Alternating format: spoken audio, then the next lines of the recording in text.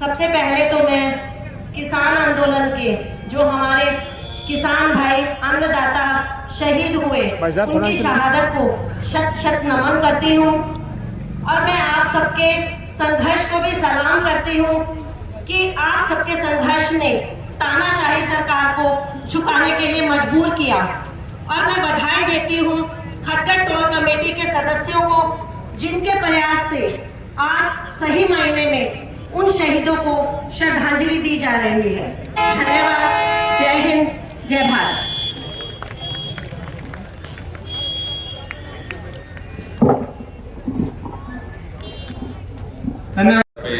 यहाँ इकट्ठा हुए,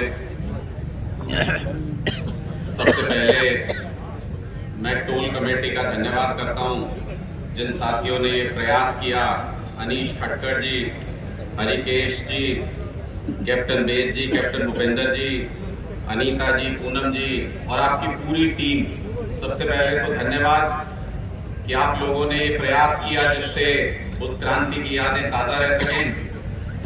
जींद की इस वीर भूमि को जिसमें मुझे भी पैदा होने का सौभाग्य मिला, उसको नमन करते हुए इन शहीदों को जिन्होंने तानाशाह सरकार के हलक में हाथ डाल के अपना स्वाभिमान खींच लिया, इन शहीदों को नमन करते हुए और आप सभी किसान पुत्रों को, धरती पुत्रों को हाथ जोड़कर प्रणाम करते हुए अपनी बात की शुरुआत करता हूं।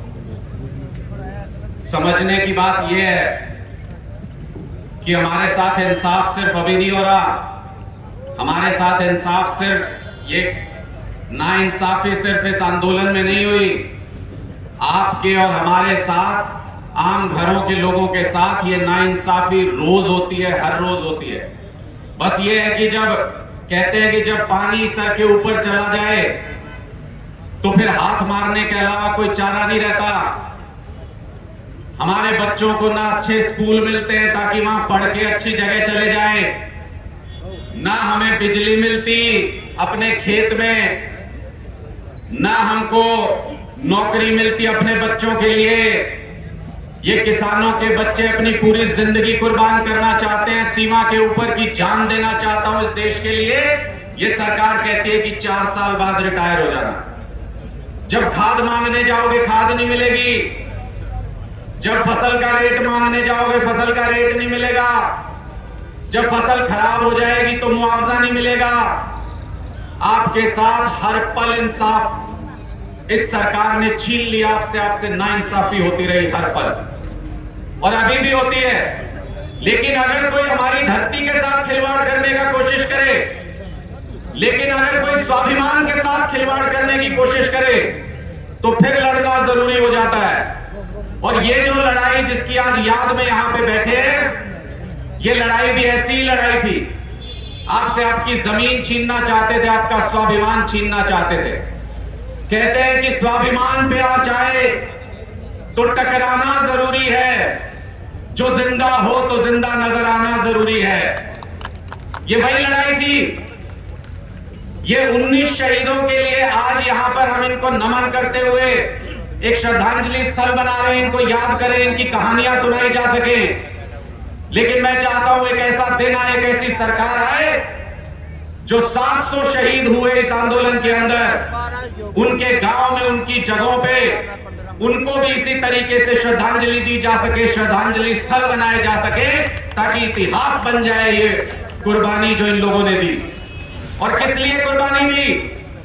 ये कुर्बानी सिर्फ और सिर्फ इसलिए दी ताकि हमारे बच्चों का भविष्य सुरक्षित रह सके। इस कुर्बानी का नतीजा नहीं मिला है अभी तक। मैं आपको सावधान करना चाहता हूं। जो भी मांग लेके आप वहां बैठे थे, मुझे आज भी याद है वो दिन अरविंद केजरीवाल जी के घर पे सारी रात तमाशा चला था, सारी रात। जब किसान दिल्ली के बॉर्डर पे पहुंच गए थे, केंद्र सरकार ने ये कहा कि सारे स्टेडियमों को, मुझे ये कहा जा रहा है कि राजनीतिक बात नहीं करें जी, बिल्कुल नहीं करूं, 1% भी नहीं करूं। जहां किसानों की बात होगी अगर वहां राजनीति करूं तो डूब के मर जाऊं, नहीं करूंगा बिल्कुल।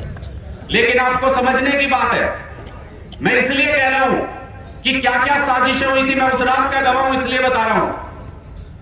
उस रात को केंद्र सरकार की तरफ से यह कहा गया था कि सरकार भंग कर देंगे तुम आगे सरकार नहीं चला पाओगे एक दिन के लिए भी। तो किसी को तो आज भी स्टैंड ले रहे हैं ना, किसी को तो स्टैंड लेना था। केजरीवाल जी ने कहा था चाहे फांसी दे दे, ये कलम तोड़ दी, साइन नहीं करूंगा इस फाइल के ऊपर जिसको कह रहे हैं स्टेडियमों को जेल बना दो। मैंने इसलिए इस बात का जिक्र किया, आप ये मत समझना मैं राजनीति कर रहा हूं, अपनी पार्टी की बात कर रहा हूं। मैंने इसलिए इस बात का जिक्र किया, हम जिस पार्टी में बैठे हो, जहां भी बैठे हो, अगर हमारे माँ बाप सड़क पे लड़ाई लड़ रहे हैं, अगर हमारे किसान सड़क पे लड़ाई लड़ रहे हैं, तो लानत है ऐसी राजनीति पे अगर उसके लिए खड़े ना हो सके हम तो। इसलिए आप जहां जिस कुर्सी पे बैठे हो, जहां अपना दमखम दिखा सकते हो, वहां दमखम दिखा के इस लड़ाई में जुड़ना चाहिए, खड़े होना चाहिए। मैं इसलिए ये सारी बातें कह रहा हूं और अपनी वाणी को विराम दूंगा एक आखिरी बात कह के, ये लड़ाई अभी खत्म नहीं हुई है, ये लड़ाई अभी और आगे जाएगी और बहुत दूर तक जाएगी। कुर्बानियां देने के लिए तैयार रहना, इसलिए कह रहा हूं कि कुर्बानी देने के लिए तैयार रहना, क्योंकि इतिहास उसी का लिखा जाता है जो जीतता है। जो लड़ाई में एक छोटी लड़ाई का एक छोटा टुकड़ा जीत लिया, उससे इतिहास नहीं लिखा जाता। जब इस तानाशाही सरकार को पटक दोगे, पलट दोगे, तब आपका इतिहास सुनहरे अक्षरों में लिखा जाएगा, उसके बिना नहीं लिखा जा सकता। इसलिए इस लड़ाई को आगे बढ़ाने में, अपने हक को, अपने स्वाभिमान को बचाने में आप सबसे गुजारिश करता हूं कि तन मन धन से, पूरी ताकत से इस लड़ाई को लड़ना है। मेरी जहां जरूरत होगी, मैं भी किसान परिवार से आता हूं, मेरी जहां जरूरत होगी, सीने पे बंदूक भी लगी होगी तो 1 इंच कदम पीछे नहीं हटेगा। मैं आज आपके बीच में ये वादा करके जा रहा हूं। बहुत बहुत शुक्रिया आप सभी का इस अच्छे अवसर पर कि हम अपने शहीदों की कुर्बानियों को सिर्फ एक मौत समझ के व्यर्थ नहीं जाने दे रहे, बल्कि उनको याद रखेंगे ताउम्र, उससे सीख लेंगे और आगे अपने बच्चों के लिए संघर्ष करेंगे। इतना ही उम्मीद करते हुए मैं हाथ जोड़ के आप सभी को प्रणाम करता हूं। बहुत बहुत